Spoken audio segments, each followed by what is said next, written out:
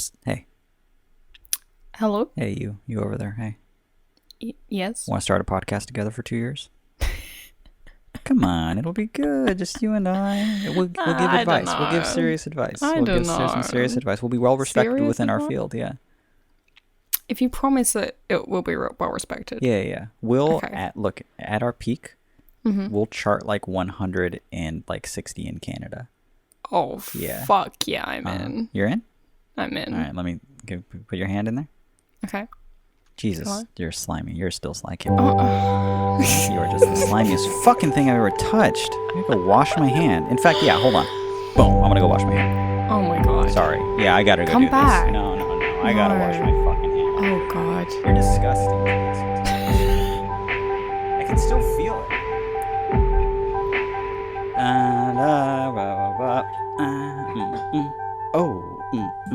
Eee. I love when you harmonize. That's what that was. That's what I did. I love it too.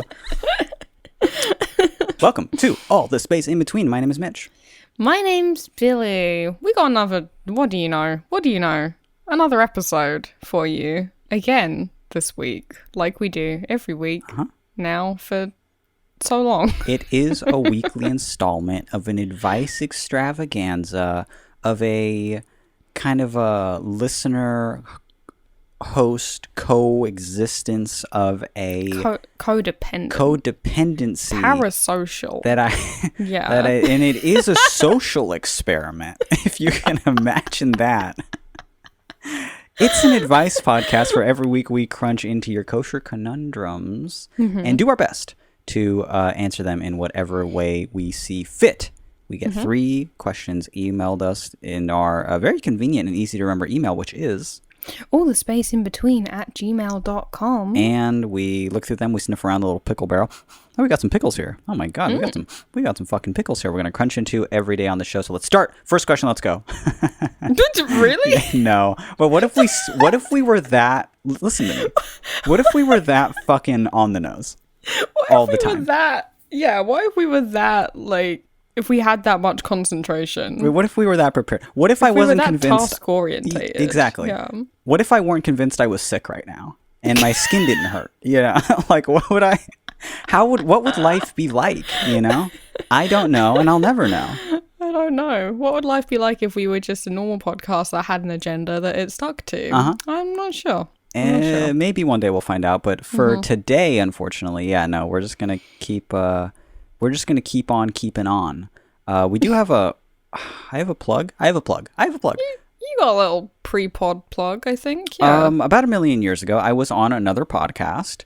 I was a guest on this cool little podcast called Talking Lion, and the episode is out now. If you would like to listen to it, I'm going to link it, bang, right in the description. Imagine it appears when I say that. I can somehow do that now. They're looking at their phone, and the little link pops up. like an audio QR code. Exactly. That'd be dope. Right? They could do that. They're choosing not to. No, I don't believe that's true. I believe they could do that. That's where I'm firmly planting my stance on that. I believe that they can do that with coding, with JavaScript. Fair enough. Yeah, I think that they can do that. Go listen to the episode. We talk about a bunch of fun stuff. I've not revisited the episode yet. I've listened to like the first half hour this morning. So I hope at the exactly at like the 35-minute mark, I don't start saying like awful things. Just because I've not that were like not cancelable like 4 months ago when you said them, but now the culture's shifted ever so slightly. So a little bit. What you said is terrible. What I'm saying is comes off as pretty tone deaf. Yeah. Considering the events of the last 4 months. Of course. No, it was a fun episode. From what I remember, we talked a lot about just like art and being artists and making a career off of being an artist. So if you would like to listen to me all on my own without Billy, I'm just I'm swimming out there. I'm trying to grasp onto something. I don't know how to do it, but sometimes I try to, and I actually am on other people's podcasts, and I was on another one just now. So link in the bio. Go check out Talking Lion. I would like to be on more other people's podcasts. You should. I'm just throwing it out All there. you have to do is ask. Like that's all I ever do is I just ask, and then and then people let me on their podcast. I used to be on I haven't been on anyone else's podcast since starting this podcast. That's a problem. Yeah. It's an issue. It should be the opposite, really, shouldn't it? Yeah, I'd like to be on more. It's just it's a little bit hard to find time, or at least like hard to find podcasts even. It's hard to find podcasts. I think that's the thing. Yeah. Mm-hmm. It's hard to exist in the realm of podcasting that we do because we're very consistent. Yeah. Our show rocks. Obviously. Our show is actually the bomb. It rules. And it rocks. Mitch will only describe our podcast in the terms that, like, he in, like, 11th grade. Exactly. No, not 11th grade. Like 11 years old, probably. Grade. Yeah. 11 years old is what I mean. Yeah, you at 11 years old would just, like, describe... what's that first album you bought? My first... Sorry. My brain starts glitching. Well, I believe it was The Offspring Americana. Yeah, The Offspring. Just words you would describe The Offspring with. Yeah, I'd say it's the shit. It rules. It rocks. He's actually pretty fly for a white guy. If we would, if we would write it on, if we were putting pen to paper, these are my words. He is pretty fly for a white guy. Yeah. No one listens to The Offspring or cares about any of this. Can we start the show? I suppose. I believe you are reading the first question. I am reading the first question. Or the first email, we should say. Yes, the first. It's a question. This is a question. Is it? Yeah. It is. This one's called Stinky Stinky. And it goes like this. See, this is why we're not respected in our field. And it goes like this. Mitch and also Billy. Hi, Billy. Lots of heart emojis. I am so stinky lately. Not even in a bad way, I just smell weird as fuck. I keep thinking I smell like nutritional yeast. But it's been changing lately. I feel like it's not that anymore. Still weird though. No one else has commented on this. It might be my food service job or my house as well, but I just feel like it follows me wherever I go, so it must be me? If I were to start keeping a food journal to try and find the source of the smell, how would I go about that? How do I narrow it down till I find out what it is? Thanks. This person's name. Okay. Lots to say here, surprisingly. Mm-hmm. Okay, all right. As a fellow stinker. Me as a fellow man who smells. Now, I'm not... the concept of smelling like nutritional yeast is nothing new to me, bud. Okay? Sometimes I smell like nutritional yeast. Sometimes I smelled like nutritional yeast, I should say that.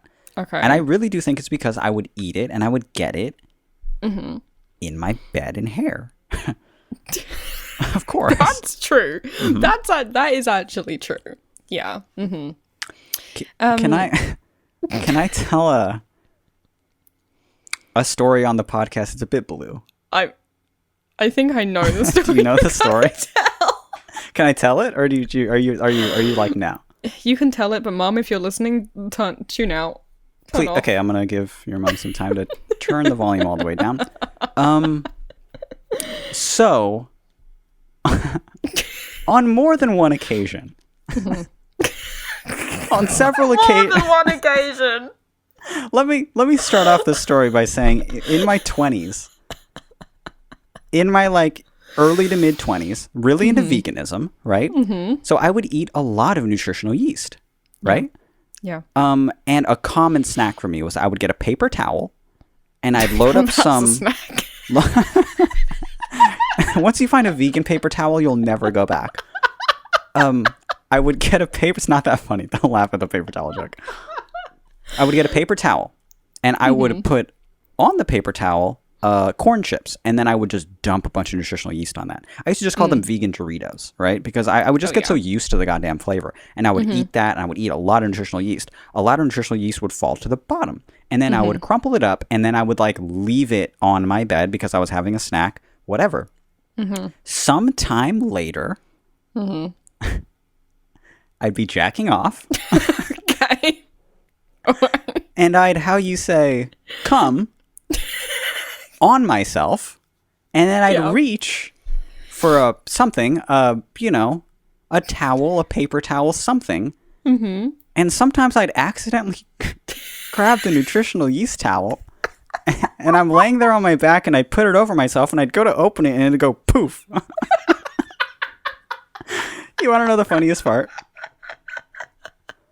What? I used to call it tar and feathering myself. I remember that. Yeah. I used to literally call it tar and feathering myself. Get yourself covered in just yes, one of the stickiest substances. Just dusting yourself off with nutritional yeast. So alone in your room, no one to see it but your own eyes. God. So I'm not the concept of smelling like nutritional yeast is not anything new to me. Mm-hmm. But it was because I was literally covered in it and consuming so much of it. Do I smell like it anymore? No. Right. Well, yeah, because at the time it was both inside and outside of you. It was coating both sides of you. For a split second, I was like, how was it in me, you sicko? I was like, oh, right, because I ate it, of course. You sicko. You sick little fuck. How was it in me? You're doing the normal thing with it, which is interesting. Right, eating it, yeah. Yeah, of course. Yeah, the other stuff is actually abnormal. Well, yeah. You're right. Well, yeah, well, no, after I tar and feather myself, there's only one way to clean it off, and that's eating it. Oh, come on. Get the fuck out of here. It's done. It's done. It's done. The segment's over. God, calling it tar and feathering myself is so fucking funny to me still. It's so funny. It's so... I was like, that's gold to me when I was like 23. Really and it really does feel like you're like pranking yourself. It's humiliation. Yeah. It is. God. All right. But you don't eat nutritional yeast anymore. I don't. So you don't smell like nutritional yeast anymore. What do you smell like? Just right now. I think I smell pretty good. Lately, I've been like really on top of like showering. Like that implies usually I'm not. But well, like that would be a correct implication. Unless I'm seeing somebody, unless I know I'm going to be near somebody, that's a fucking waste of water. I'm exactly the same way. Yeah. Look, if I'm going to be near somebody, if I'm going to be sleeping with somebody, if they're then of course we stay as on top of it as we both prefer. Yeah. Which is pretty on top of it. Mm-hmm. But if I'm alone, fucking who cares? I'll go a week.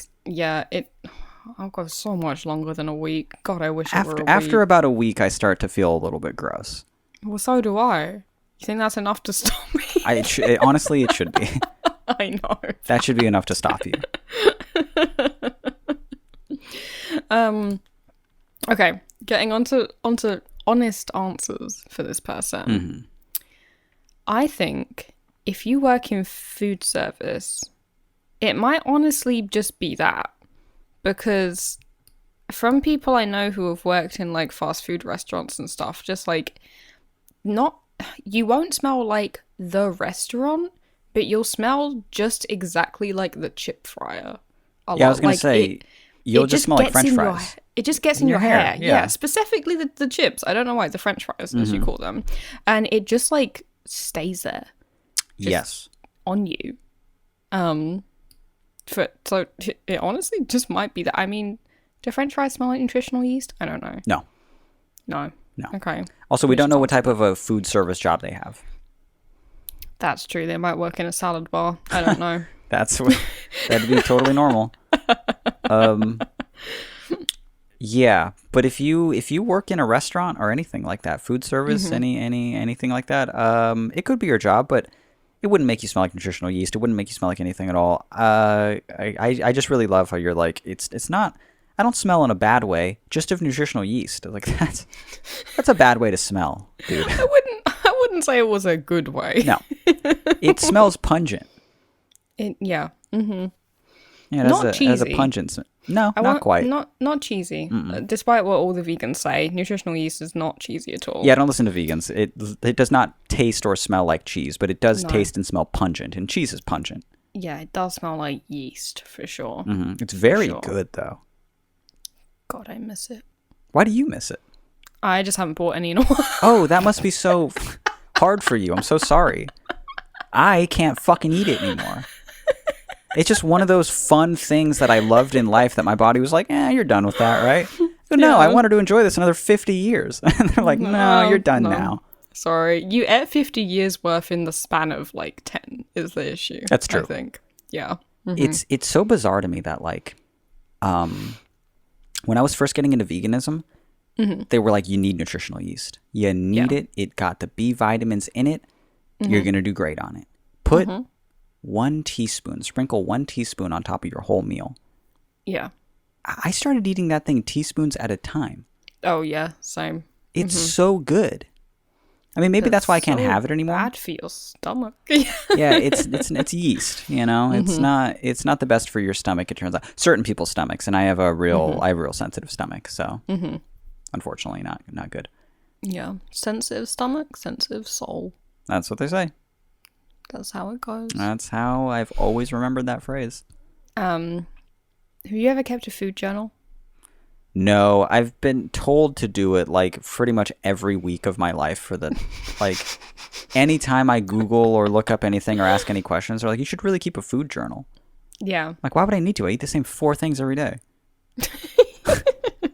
Yeah, you gotta find out which one of those 4 is fucking you up. I could never find out because I don't deviate enough away from any one of them to know, you know. I see what you mean. Yeah. It's not like one night you're like, well, this night I went wacky and had a vindaloo and a bottle of white wine. It's like, and something there triggered me. Yeah. Yeah. Neither have I. I'm too unorganized. And also it would be embarrassing because a lot of my dinners would just be sausage and beans. So I wouldn't want to write that down anywhere. I'm not embarrassed of my dinners. They're just not varied at all. They'd be like, is it Beyond Beef tacos or is it chicken tacos? Or sometimes you'll have a Beyond Beef bowl, like a rice bowl or a chicken bowl or an egg bowl. Egg bowl. Or sometimes you'll get real lazy and you'll just have 2 Amy's microwave burritos for dinner. That's right. It's 600 calories. That's enough. That's a dinner. That's good. Yeah, that's fine. That's good. Anyway, we're the wrong people to be asking about keeping a food journal. I have no idea. Or about fixing smelling. Fixing smelling bad. Yeah. Our advice would be to shower, I guess, but we don't take our own advice. No. So, yeah. My favorite thing when you're living here is sometimes we're always showering together. So we're always progressively getting clean and then slowly getting stinky and then getting clean and slowly getting stinky. And granted, when you're here, we're showering regularly. Yeah. But sometimes we'll get so into work and just so not into sex that we're just like skipping the showers, you know? Yeah. For like, almost a week probably. And I love getting to that point of just like, it's not filthy, it's not disgusting. We're just a little bit stinky and we're just cuddling. I love that. It's very comfortable. It is very comfortable. Yeah. Yeah, I like that a lot. We're just kind of wrapped up in each other's arms and being like, hee hee. Yeah. I smell your pits. And they just, I like it. I don't know. I love it. Yeah. But I like that we're always the exact same amount of gross because we shower at the same time. Yeah. So it's not like one of us can be like ill at the other because you'd be saying ill at yourself too. Exactly. Yeah. It's very cute. God, I miss it. I know. I know. I hate to say it. What? I'm a little over this COVID shit. Oh, God. It was fun for a while. Was it? Yeah. Okay. What bit was it fun for? Explain what part was fun. I guess I liked at the beginning where everyone was especially like patronizing. And they were like, oh, Mitch, how are you dealing with this whole lockdown thing? Oh, yeah, that was fun. That was a fun time. And then I guess like 6 months later, or they continued to be kind of patronizing to me and they would just be like, wow, now I know how you feel. Yeah. Yeah. Yeah, that was a cool part. But now the charm has like worn off. And I just, I'm over it. I'm over it. I want a stinky cuddle. I want to A, be able to cuddle. Haven't done that in a long time. And B, do it in a stinky manner. We have to. We must. Yes. It's a must. It's a need. Do you want to read our next question? I suppose I will. I suppose I must. I suppose I gotta.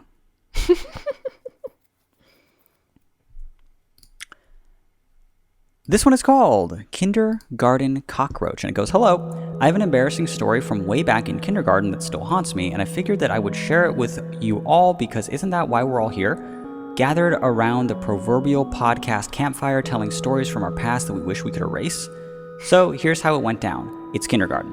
I'm a little immigrant. I speak almost no English, extremely anxious child, very lost all the time in this place, right? Okay. So at this point during the school day, I start to notice that there's something in my shoe. I wiggle my feet around, but it's still bothering me, and I can tell that I just need to take my shoe off and shake out the rock that I'm logically assuming is in there. All normal so far.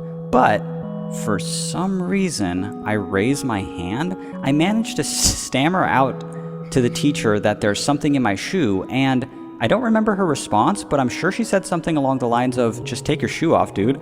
But,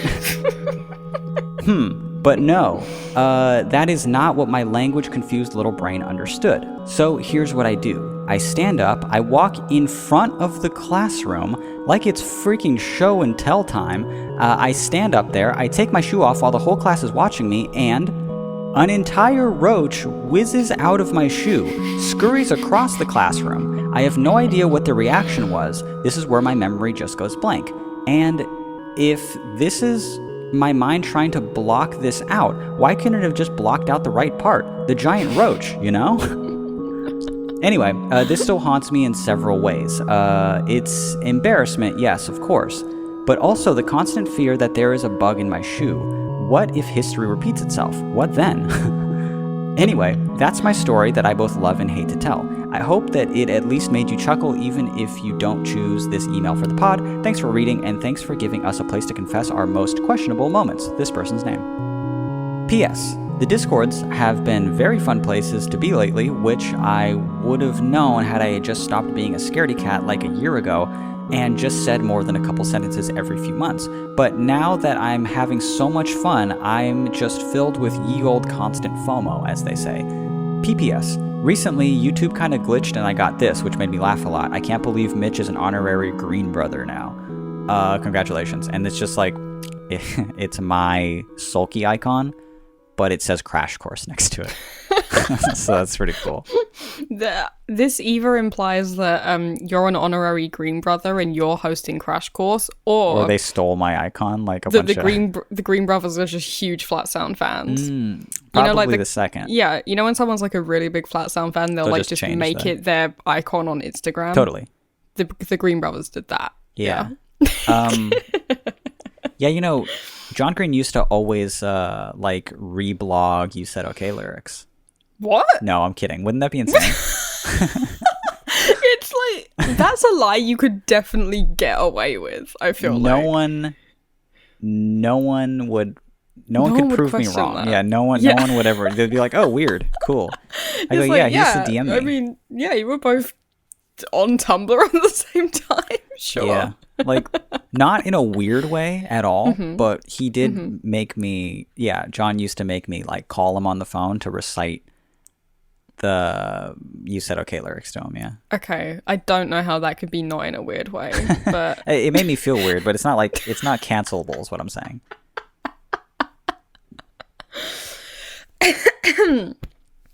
Okay. Oh god. Oh god. I could see the frog in your throat.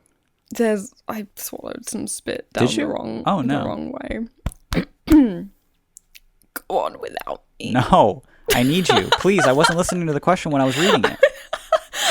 I need you to start it off while I skim. They were just noises coming out of my mouth. I don't know what the fuck I was saying. I fucking blacked out. I don't know what I was saying. The first time we read this email, just like in private before we started recording, I screamed. Cracking up. I yelled. Despite the word cockroach being in the subject of the email, yeah. I still didn't see it coming. I did not see it coming. It sounds like an actual nightmare, like a scary nightmare I'd have. That, like, you know, you're in school, but like you don't really speak the language properly, and like no one can really understand you. And the next thing you know, you're at the front of the classroom and you don't know why. You're taking your shoe off, and then a cockroach runs out. I think it's like so funny, the idea that they were like, I got a rock in my shoe, that they raised their hand in kindergarten and was like, teacher, I have a rock in my shoe. And she was probably just like, K. And then you get up, stand up from where you're sitting, walk to the front of the class, though no one asked you to. It was almost like fate did this, you know? Yeah. The universe decided that this thing was going to happen. There was a bug in your shoe that you felt for a long time, but you didn't squash it. Oh. You didn't kill it. Oh, God. Oh, Jesus. You were feather-footed enough to take your shoe off and for it to just zoom out of there. Oh, my God. And start scurrying toward the students. And then you black out just as they scream. I like that they're like, the memory just blacks out right there. And it's like, well, if my mind's trying to block it out, why didn't it block out the right part, which is the bug, the giant roach? Yeah. And the only explanation is that whatever happened after that was worse. So much worse. Yeah. it looped back around and flew into your mouth or something. Something unspeakably bad happened after that makes the cockroach coming out of your shoe seem totally actually fine. The good bit. Yeah. Yeah. That's the fun. That's the part you can write into a podcast about later. You know, the next part, no. The next part is just sad. The next part is just depressing. Oh my God. Did you have, I don't know, it might have just been a British thing. I've never seen an American person talking about it. But over here, we had this certain line of shoes, school shoes. You don't even have school shoes, right? Yeah, I don't know. So already I'm going to be like, no. Right, because you don't have school uniforms. Were they Vans? No. Then no, sweetie. Everyone has to wear just like black shoes to school. Okay. You know, they're usually like leather or fake leather. There was this one brand that if you took your shoe off, there was bugs a little... would fly out. No.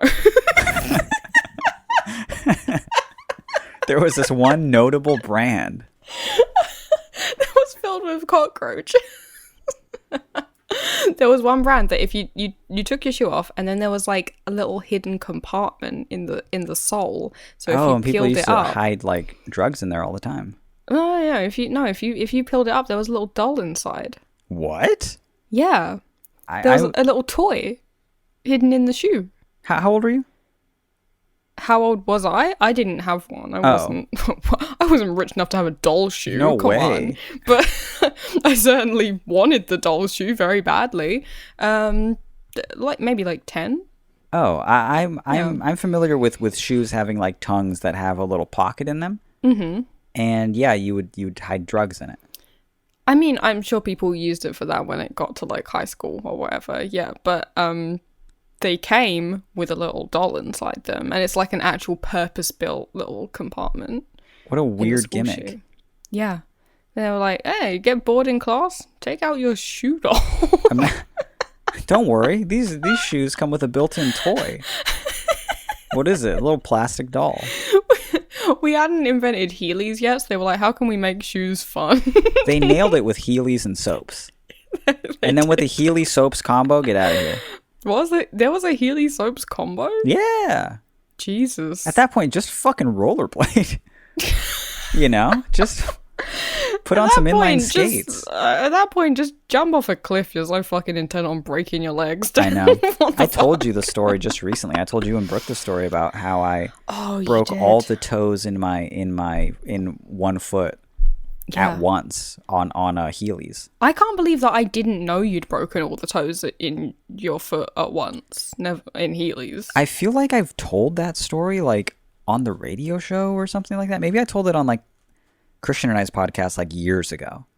Maybe. But it certainly was not the first time I've told the story about breaking. Look, I should say I drastically hurt my foot, and I broke most of my toes. I don't know if every single one of them was officially broken, but I did break some toes and crunch them all. Oh, God. On Heelys, yeah.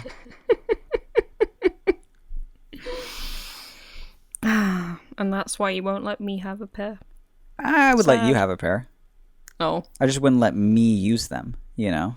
Well, my toes are so small and circular. It's hard to imagine there's any bone in there to break. Nothing. Really. There's nothing there, yeah. No. Just little spheres of flesh, really. Yeah, you have little cartoon feet to the point where sometimes you'll talk about, like, in the past you would, like, paint your toenails, and I'd be like, how? How do you paint your pinky toe? It's one sliver of nail. It's literally a millimeter. And you'd still paint it? Yeah. That's so cute. Well, I'm not going to leave it. I'm not going to paint 4 of them and leave the last But it literally... I mean, we're obviously not going to post a picture of your pinky toe, but, like... You're just like, and I'll put the picture in the YouTube right video. Here. There we go. Sorry we couldn't zoom in on the pinky toe, so there's just Billy's whole foot, feet. Oh, hold on. I uploaded the one where you're wearing stockings. Hold on. God. Here's a video of you peeling those off. There we go. Like, where did you get this? You know where I got it. And it was not cheap.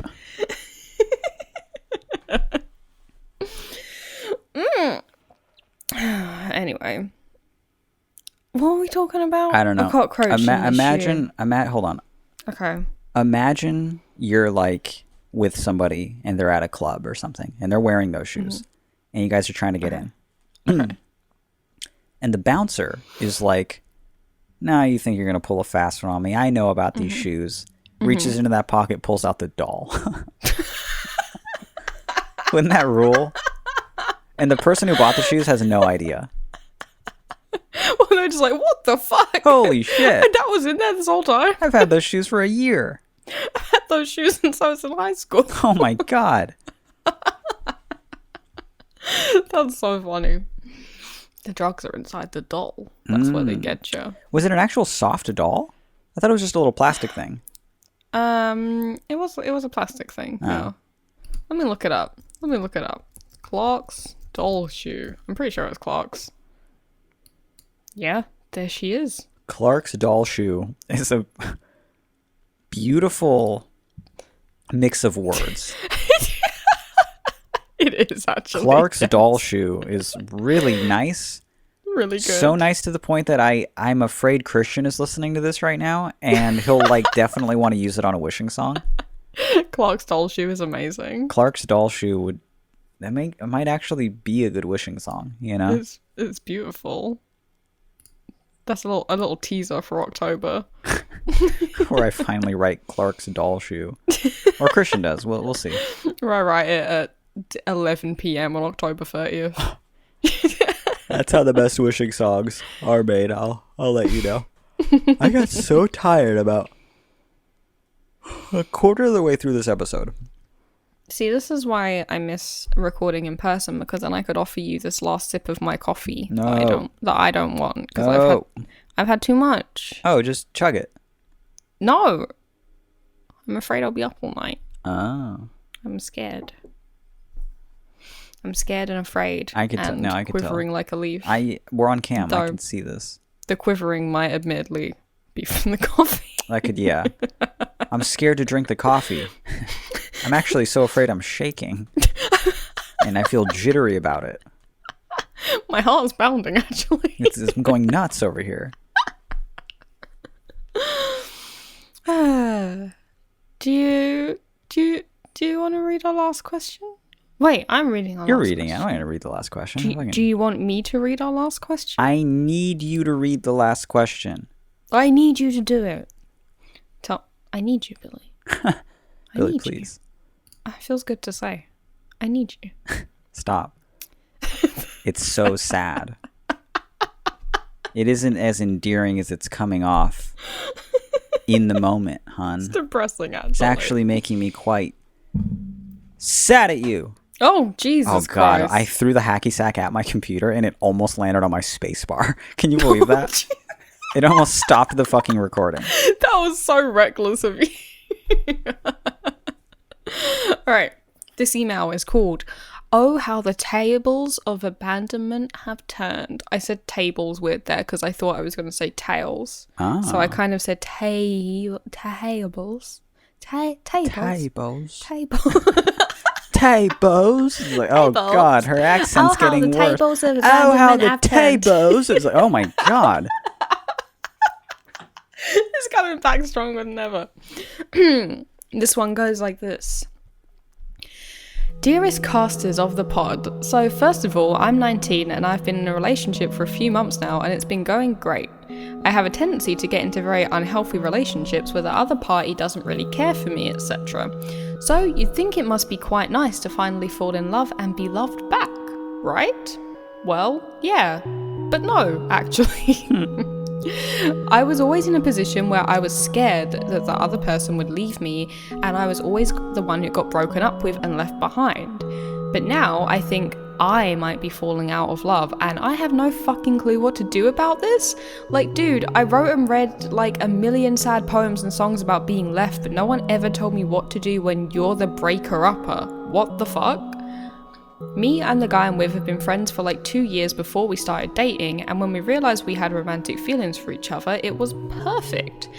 We're both very hopeless romantics, so at first I was happy to plan our entire future, staying together forever, not being able to imagine being with anyone else, etc, etc. And I loved that my enthusiasm was finally being returned. But now I feel kind of trapped by all of that. I don't necessarily want to break up with him because I still do love him, but I keep finding more and more things that annoy me about him. Now, I know loving someone isn't about them being perfect, but these little things are piling into huge piles and making me not want to talk to him anymore. Also, I just keep thinking about all the what ifs. What if I meet someone else? What if I'll miss some experiences due to this relationship? I keep thinking about other romantic and sexual scenarios and stories I could go through, and the list goes on. Bonus points, we're long distance. God. We see each other every month for a couple of days or even weeks, but it can still be quite hard to deal with the distance. Yeah, so to sum it up, I'm absolutely terrified of falling out of love and having to break my forever promises, but I feel like it's creeping up on me, and I feel like that makes me a terrible person. Can I do anything to get rid of this menacing feeling? Should I just call it quits? And if I do, how the fuck do I deal with leaving someone I promised to love? Or is it normal to have doubts, and should I just ignore all this and go on regardless of my sudden icky feelings? Hope this email makes any sense at all. Sorry, I am capital S stressed. From this person's name. Wowie zowie. Wowie zowie bowie. Wowie Got zowie yourself in a bowie, little is it? pickle here. Yeah, and I really do mean you got yourself. When Billy said that, I really did mean that you got yourself in this pickle. I do actually heavily agree with that, yes. What were you doing at the ripe old age of 19? Having been in a relationship for, and I quote, a few months. A few months? A few months. So not less than 6, because if it was more than 6, you would have said it. It's less than that. It's 3 to 5, probably. I'm saying 3 months. Yeah. And at some point, presumably even before that point, what ideas were you throwing out there? Oh, I think they said planning our entire future, staying together forever, not being able to imagine being with anyone else. And now, as a result, unfortunately, you fucked yourself. You're kind of, finding them a little annoying. And thinking of romantic and sexual scenarios with other people. Yeah.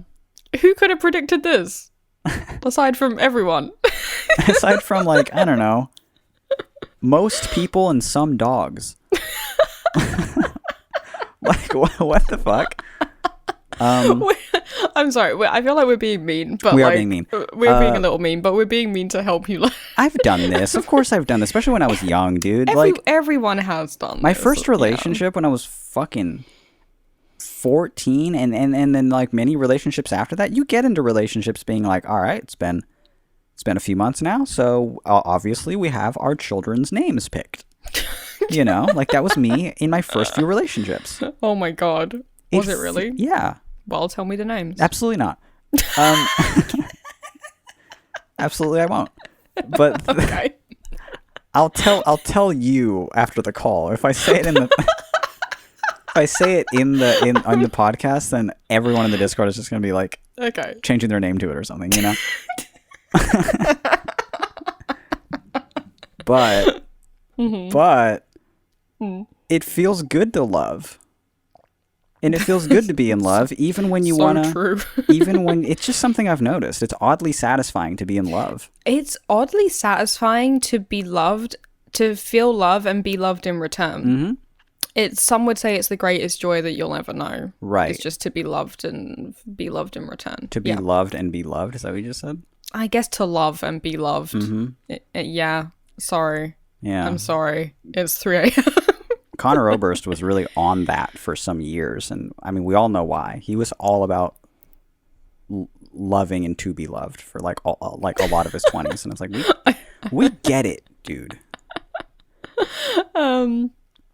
Yeah, this is, I mean, so the thing, alright, this infatuation is what happens in the first few months. As, again, yes. Most people and some dogs will be able to tell you. That's called infatuation. You know, you meet the person, and obviously the first few bits of it, you don't see their annoying parts, and all you see in front of you is this... Are there nude parts? All you see in front of you is their beautiful body. Oh my god. No, is this like unassailable future where you're like, it's definitely going to be like this forever? It's never like that forever. No. You could never plan that. No, even when you end up with someone for a long time, for like years and years, it's not like how it was in the beginning. You do get to see their annoying parts. And you're like, that's really annoying. And then sometimes you get over it and learn to love it or learn to work around it or whatever. And sometimes you don't. You're like, the annoying parts are just too many. I'm still deciding with Mitchell, actually. I have not to flip this on you in a way that makes you feel bad. Mm-hmm. Sorry, I'm sleepy. Mm-hmm. Oh god, here I go. God, I hope this isn't one of my annoying traits. Is yawning. I'm getting sleepy. I feel very lucky to be with you. Oh. Because your annoying parts are like pretty much non-existent. That's not true. It's true. It's not Of course true. It's true. Yes. Oh god. We're 3 years in and he's still in the infatuation stage. I'm absolutely infatuated with you. Your annoying parts are like so sensible to me. Oh. And even when you are being like a little B word. A little Billy. Yeah, little Billy. A raging Billy. Yeah. It's That's really good. not that bad. Oh. You don't like okay. lose your head or do anything like that. You know, sometimes you'll go full wacko mode, but like it's always for like it's never for like no reason at all. It's always just like something happened, there's a pile up of this or that, or even just like something to do with like, you know, when you're like getting on or getting off your like medication or something. So it just like makes perfect sense. And I'm like, okay. And then I just kind of like, you know, talk shit about it with my boys. Yeah. You don't have boys. Nah, I might. I might. You don't know. You don't know that. The boys are Noah and PK. Oh, yeah. The cats. Don't say my cat's names on the show. But, yeah, that was actually really annoying of you. Oh my god. That was an annoying trait. You're sorry, everyone. He's touchy because those were the child names he picked out from his first relationship. Noah and Pretty Kitty. My son and daughter. Bold of you to give your daughter a name that ensures she'll become a cat girl. Yeah. That's how pro sex worker I am. I give my daughter a stripper name. That's so stupid. God, what the fuck was I saying? What was I saying before? Oh, it's nice that you think that, because actually that's come from somewhere, because I did used to fly off the handle for no reason at all. It was bad. Yeah, I heard you bad. Treated Chris really bad. Yes, and I'm eternally sorry for it. I think about that often. Affected my karmic score negatively. Yeah, I think about that all the time. How Chris was like really good, We all think about it all the time. and then okay? you were like kind of mean to him toward the end. Yeah, it was kind of insane. Yeah. Mm-hmm. It was actually right when you were getting with me too. So I really don't think he just. Sorry, I really don't think he deserved it. That's not true. Don't spread this rumor. Don't spread this rumor. No, I did used to have emotional regulation problems, and I still do to some extent, but I have worked on them on purpose, and I think I'm a little better now, so that's good. I think you are, for sure. Thanks. This was not anything to do with the question. This was such a tangent. What is the... Listen to me. Mm-hmm. Who fucking cares about this person writing in? Okay? Who gives a fuck? Wait, who was writing in again? Let me remember. This person seems nice. They seem... Yeah, I don't know who they are, but I mean, this email is really nice and polite. And why are you being concerned. so especially mean to them? I don't know. I feel like you're... Oh, I don't want to say it. I do know, actually. I think you're doing it again. You're taking being out... on my period. Yeah.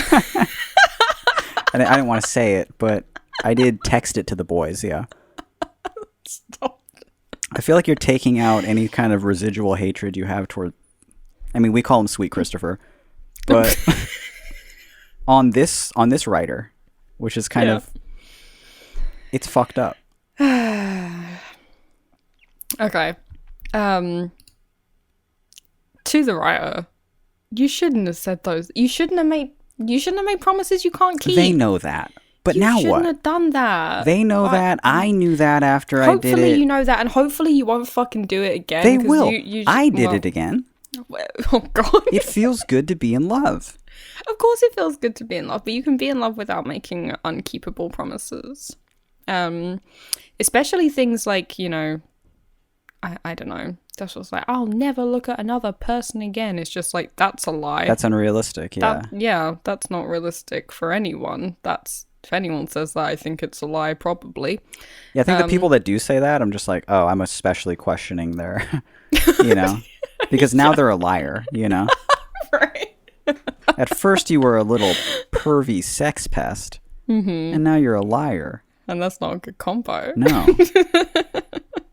I was going to say something else. What was it going to be? About, it feels good to be in love. It feels, okay. So, you know how you're not supposed to like talk about what you're working on because it gives you that sense of accomplishment that you usually get at the end of something?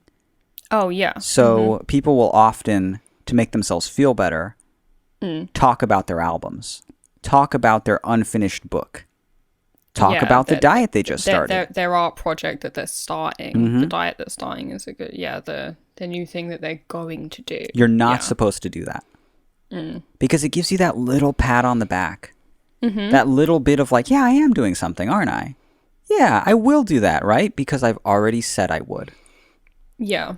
Oftentimes, that little bit of satisfaction that you validation, get, validation, right? That you get from that is enough for you to not work on that for a little bit. Yeah, you've you've already got the little chemical well done. Yeah. So you're like, okay, I can put it off for a while now. So, you know, I think in kind of a similar way, you should. I just think that that's why people make these promises, is because it feels good. Because wouldn't it be amazing if you had a fairy tale life? Of course. But then it feels terrible when you have to go back on all those promises. Because it turned out to not be. Because now you're the evil witch. Look at you. I mean, we're being a little hard on you. Obviously, it sucks, but it's a thing that sucks that literally everyone's done. So, like, we're not actually, you know, we don't think ill of you or anything. Literally everybody has done this. And you just do it. You do it enough times to eventually you don't do it anymore. And maybe this will be the time that you're like, oh, okay, I won't do that again. Because it sucks to be in this position now. Realistically, I'd say continue being exactly who you are until about 24. Don't say this. Why? No. It's bad advice. Of course it's bad advice, but like... You can't just turn on the adult switch at 24. I did. And I give this senseless, baseless advice to everybody. You gotta do some groundwork leading up to it.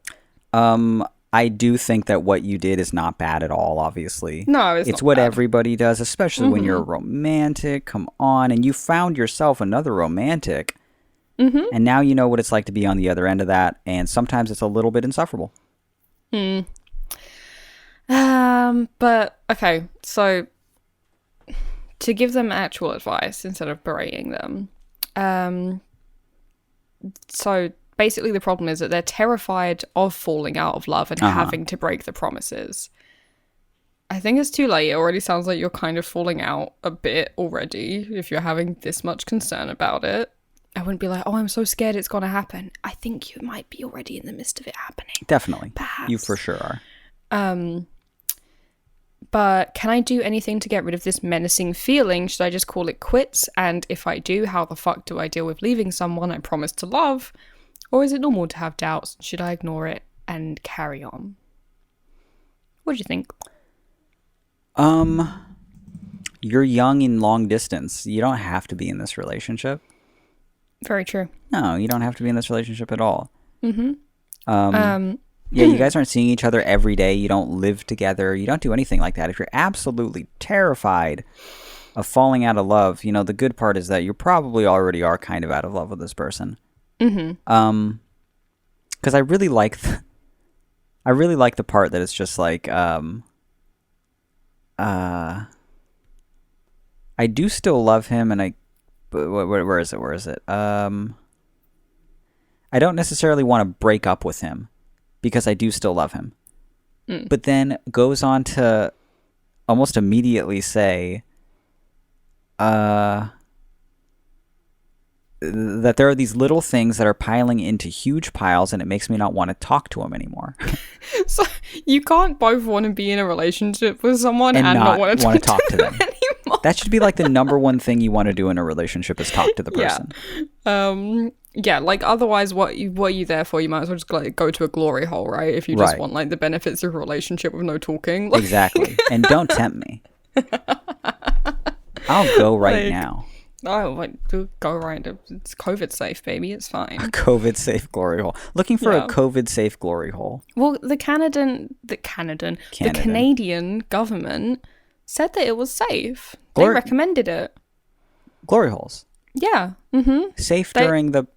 Yeah, they put out a document during the...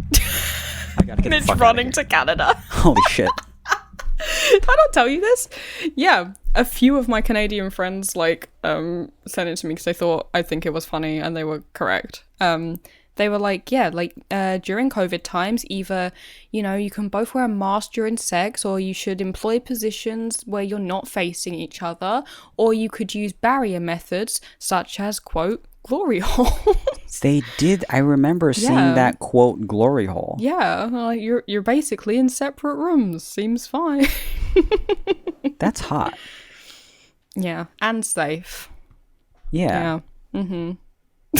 I may be in the minority in this, but I think glory holes are hot. But yeah, that's what, you know, if you don't want to talk to someone, that's a real bad sign, guy. You probably don't want to be in a relationship with them. I don't think the thing you're terrified of is falling out of love. I think the thing you're terrified of is just like disappointing someone that you care about. Totally. Which is a very, very because you were friends with this person for a couple years leading up to it. Of course you don't want to, you don't want to break their heart. Yeah. And also I'll say that like it's a myth that like you have to hate someone to break up with them. I've loved several people that I've had to break up with. Oh yeah, same. So have you, definitely. One. Yeah. Yeah. Well, yeah. I guess pretty much just both of our most recent ones. Yeah, totally. You're just like, no, I love you and you're a great person, but this is just not. It's just not the one. We had a few great years, yeah. Mm-hmm. And you can still go, you know, probably going to be rough after a while, but it is actually possible to be friends with your exes also. Oh yeah, absolutely. You can't, if you had a solid friendship at first, then, you know, they might be a bit heartbroken afterwards. You you don't know. They might feel the same fucking way. They might be Maybe over they there being like, oh shit, I said all these huge romantic things. Now I'm kind of not really feeling it. I'm really. In fact, it might not be that bad. I've been trying to be annoying for 2 months now, just to push you away. You might be so similar that you're both going through the same thing. Who knows? But there might be a rough patch afterwards, but it is actually possible to go back to being friends again if you do genuinely care about them beyond the kind of fluffy romantic shit that it turns out you didn't mean. Right. You know? Right. Yeah. So, yeah, I don't know. It's a tough one, but you don't have to be mean about it. You're not a terrible person. You're not a terrible person. It happens to everyone, you know. You're not even close to a terrible person. No. And I think if you actually really do care about them, then you'll find some way to do it that is like the gentlest way you can do a thing that's, you know, gonna hurt someone. It's pretty much unavoidable, but yeah, I don't know. You're so much of a not terrible person that like you're even writing into this podcast about it because you feel so strongly about like you want to avoid hurting them so much. When I was younger, in my teens, I would fall into a relationship with somebody and just be like, this is it. I can't even believe I'm saying this. I love you. I couldn't ever think that we could be. My whole life is different now. Our future, I'm gonna believe that name because it's real. Is it's exact, and to think you were what's her face's best friend. I never thought we'd be together. That's the whole reason I wanted to do it. And then we're together for like a week, and then I break up with her over the phone. Because I come to my senses. What the fuck am I doing? God. I have this very vivid memory. This is out of left field, but I've never told anyone it, so it's just funny to bring up. I have this vivid memory of being with a guy, like in a relationship with a guy who I was like... we were friends. We were definitely friends and not much else. He fancied me, but yeah, I've had a lot of relationships like that. It was not that mutual. I was kind of just doing it to be nice. And I was just laying there, like in his bed, being like, I bet it'd be nice for him if I said that I love you. I bet that would. I bet that would be like nice. That would be a nice thing to do, probably, wouldn't it? Yeah, that would be like kind of me. Maybe I should do it. I'll do it for charity. I'll say I love you. So you said it first? No, I didn't say it. I didn't go through it. Oh, okay. But I was sitting there for a good 5 minutes, like, yeah, I bet that would be really nice for him. It's a lie, obviously, it's a lie. But I mean, look at me. Look at him. Probably rock his world. So I don't know. I get where the urge comes from to do stuff like that, I guess. I've been in multiple situations when I was younger where I would convince myself that this relationship is the most important thing and it will change my life. And I think this person is so sweet and so cool that I want to be with them so much. And granted, before I tell this, it was never a thing where it was like someone's like, ew, fuck off, and I wouldn't listen or anything like that. I was, I always had the privilege of kind of being liked by a lot of people, and maybe that's where that came from. I always had a large selection. So I sound like a total prick right now. I sound like this is like cancelable. Like Mitch is an asshole, you know? What'd he do? Nothing in particular. He's just kind of a prick. Yeah, which I don't disagree with. Yeah, high school Mitch was a little dickling, and one of my dickling behaviors, I had lots of partners, you know, serial monogamy, one and then the other and then the other and then the other, you know, right? Yeah. I was always like, this is the one. This is the one. I know it. I know that this is the one. And it was not for sex.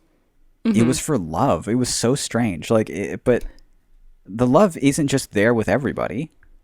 No. So a lot of times, most times, you'd go through all this stuff, take it real slowly, really court the person, really just take them to the beach, go on walks, watch the sunset. Oh, wow. Go to a coffee shop, get to know each other.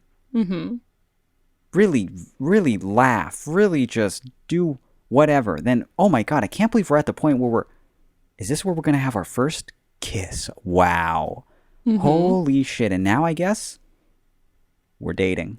Holy shit, we are dating. Right. And yeah, I'm not really feeling it. Yeah, this is not... I'm not really feeling it that much. So I'd have to just like break up with the person. Shit. Fuck. If only I'd realized this a few weeks sooner. I could have avoided this whole mess. I'd stay in relationships for a little bit, but kind of like distance myself a little bit more and more before I was just like, yeah, you know what? It's not really. And they'd be like, oh, Jesus. And I'd be like, yeah, Jesus indeed. And start the whole thing over again. Yep. Anyway, yeah, what's your friend's number? Oh my God. I'm going to be down there this weekend. And I'm a little worm boy. I'm a boy who's a worm, if you hadn't noticed that. Nothing I'm proud of. But and I think that as far as like, especially the men that I was, raised with and alongside, I considered and still consider myself to be quite a dickling, but good at heart.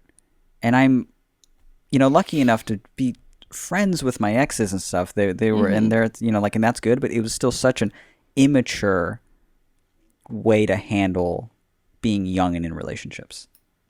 Yeah, but you literally weren't mature. You were a teenager. I was a child. Yeah. Yeah. I was a child in the eyes of the law, So of course I wasn't ready for anything like that. No, I don't know.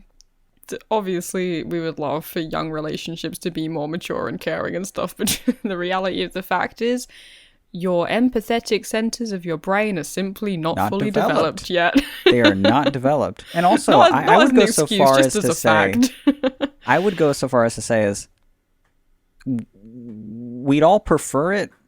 I don't know. I think that while you're young you should have young relationships. And those relationships can, they don't have to be toxic. They can just be immature, growing experiences, learning experiences. And I think for that, in that regard, they're potentially very important. Yeah, definitely. Of course. Yeah. No, it's important to make mistakes. How else do you grow? So to wrap up this question, no, you're not a bad person. I'm leaning toward breaking up. They're long distance. But, who knows? Give it a week. Give it until the next time you see them and really think about it. But if you're spending all your time thinking about the romantic possibilities, the things that you're missing out on, and the sexual experiences you could have with other people, either open up that darn relationship or exit it. Because you shouldn't settle, especially at this young age like that. So many people I know enter relationships when they're 19. They don't know how to exit, and they think, well, this is just my partner. And then they're together until they're 29. And then they break up, and then they don't know what the fuck. I missed out on a lot of shit. It's not only just missing out, it's just not knowing how the fuck to function without that other person, Ah, right. Yeah, I see what you mean. Yeah, I don't know. If you're thinking that much about doing other stuff, other people, or whatever, then I think maybe you should go and try and do that stuff, perhaps. Maybe. But yeah, maybe see them in person, see how you feel. You might change your mind. They might have got less annoying, The decision is yours and yours alone. But take what we say with a grain of salt. But a little that goes for everything. But a little, but like with this one in particular, a little coarse kind of what's that coarse salt called? I guess it's just coarse salt. That coarse sea salt. The bigger grain. Rock salt. Rock salt. Yeah. Salt lamp. Take it with a whole lamp of salt. Take it with a whole salt of lamp. A whole lamp of salt. That's good. I like that phrase. It's not bad, yeah. That made me laugh, yeah. We gotta go. We gotta go. I am so tired and so hot. I want to... I gotta mix this. Yeah, it's true. I don't want to do any editing. You have to. Can I get a round of applause for all the editing I'm about to do? Wait, are you putting a round of applause in here? here? I have to put the round of applause in here. Okay, you're adding more... Let's finish back. You're adding more editing as you're complaining about having to do the editing? For sure. Oh, good. Nah, I hear what you're saying and I do agree. I do agree that is a bad choice, but it's been made now. I also agree that this has been All the Space in Between. My name is Mitch. My name is Billy. If you have a question for us, please send it in. We've been getting so many good ones recently, and we will be going through more of them. But, if you've been thinking of it, send it in. We love to read them. Shoot us an email at allthespaceinbetween@gmail.com. And if you like the episode and you think other people will like the episode, please, tell them about the show. I love when our emails say stuff like, I started listening because blah, blah, blah. I started listening to the show because my friend something, something, something. Please be that friend for other people. Tell them about this little podcast. We're on episode 130-something. Yeah. Mm-hmm. We're deep in this shit, and we'd like you to tell other people. I think our episodes are funny. Sometimes I'll just put on a random episode, not remembering what the fuck we talked about because it was a whole year ago. Yeah. And I actually think it's funny. That's a good sign. It's pretty cool. That's great. So if you think that person will actually think it's funny, we're on Spotify. We're on YouTube, wherever podcasts are found. Just search All the Space in Between or send them to our very convenient website. Our website is allthespaceinbetween.com or smallhog.com. Smallhog.com. We still got smallhog.com. We still got that domain. It's very hot in this room. I'm going to go. New episodes, everybody. Thank you guys so much for listening. Bye. Bye-bye.